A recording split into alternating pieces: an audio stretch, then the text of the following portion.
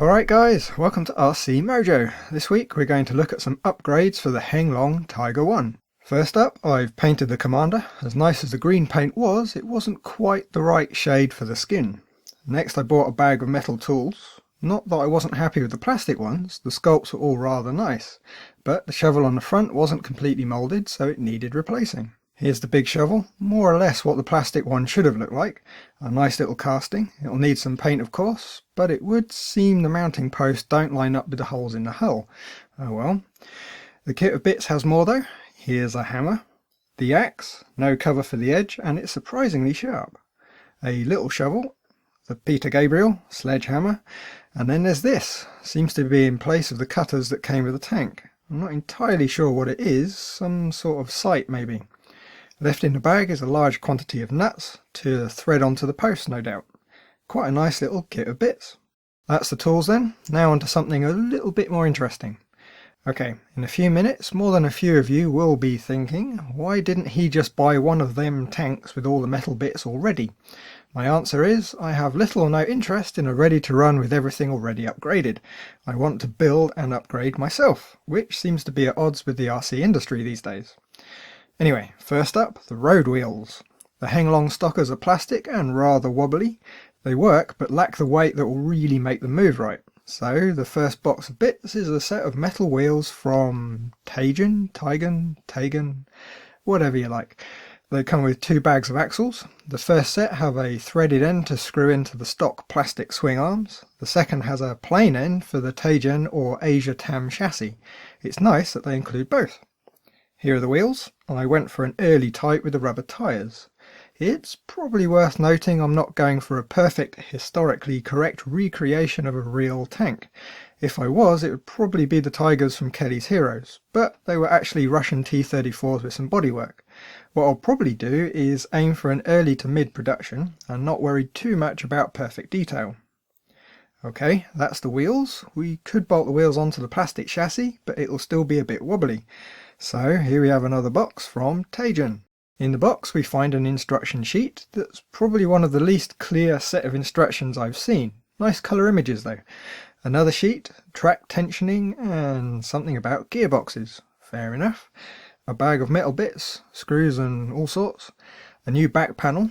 I guess you can't reuse the stock one. Maybe it's part of the Heng Long hull moulding. This looks like the electronics tray, which is more than a little bit warped. Nice to see the use of quality materials.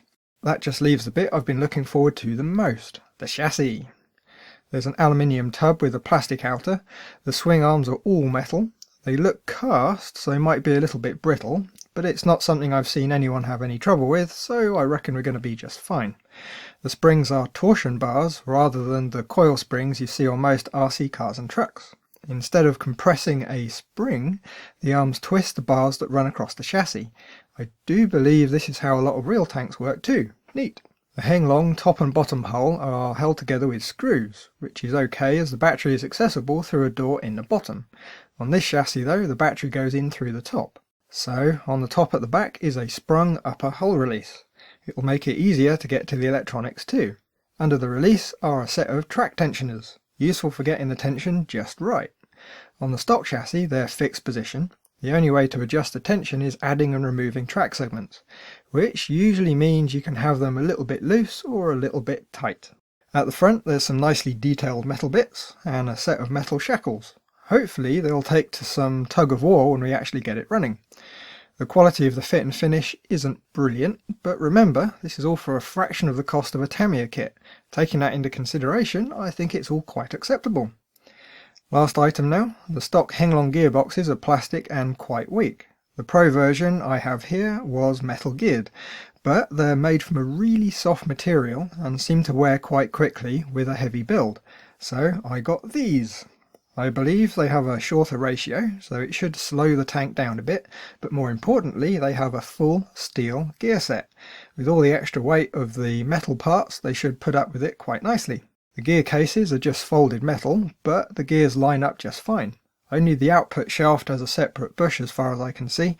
The rest are all just steel gears running on the brass shafts. I would like to have seen a full set of bearings all round, but as long as they're kept clean they should work okay.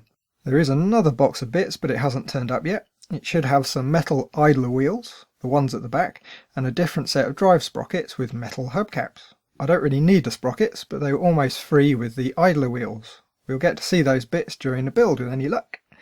Well, that's a look at the bottom end goodies that we've got. Next time we'll start on the build.